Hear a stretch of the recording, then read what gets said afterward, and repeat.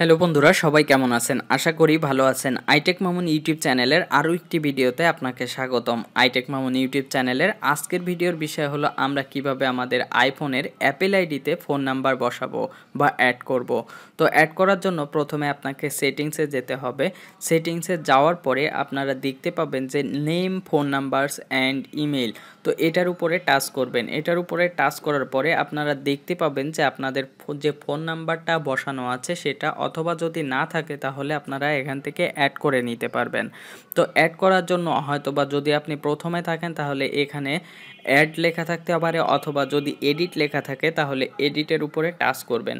এডিটের উপরে টাচ করার পরে আপনারা এখানে দেখতে পাচ্ছেন আমার অলরেডি একটি বসানো আছে। যদি আমি এটা না ইউজ করতে চাই বা ডিলিট করতে চাই তাহলে মাইনাসে ক্লিক করব। এই যে মাইনাস দেখতে পাচ্ছেন লাল কালার, মাঝখানে সাদা একটা মাইনাস চিহ্ন আছে, এটার উপরে টাচ করলে এটা মুছে যাবে। এবং নতুন করে যদি অ্যাড করতে চান তাহলে অ্যাড ইমেইলের উপরে ক্লিক করবেন। অ্যাড ইমেইলের উপর add email or phone number, এটার উপরে ক্লিক করার পরে অ্যাড এ ফোন নাম্বারে ক্লিক করবেন।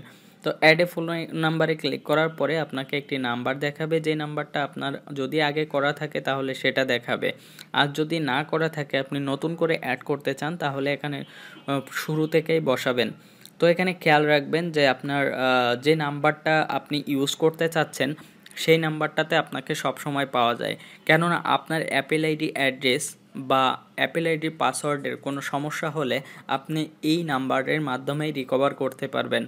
যখনই প্রবলেম হবে আপনি আই ফরগট বা ফরগট পাসওয়ার্ড অপশনে যাবেন, তখন আপনাকে যে নাম্বারে মেসেজ পাঠাবে সেই নাম্বারটাই এই নাম্বার থাকবে। সো আপনি এখানে যে নাম্বারটা দিবেন অবশ্যই আপনি ওই নাম্বারটা সবসময় ব্যবহার করেন এমন নাম্বার দিবেন।